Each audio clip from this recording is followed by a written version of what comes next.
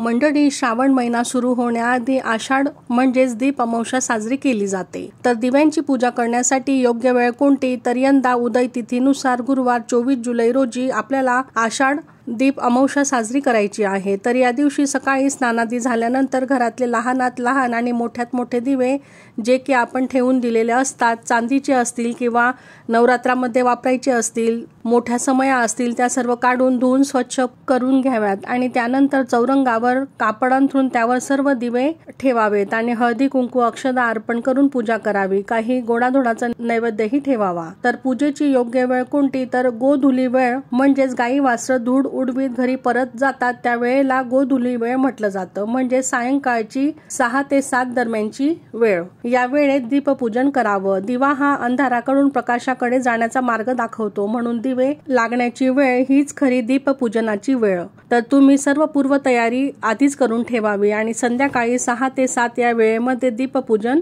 करावं आणि शुभं करोतीही म्हणावी. श्री स्वामी समर्थ.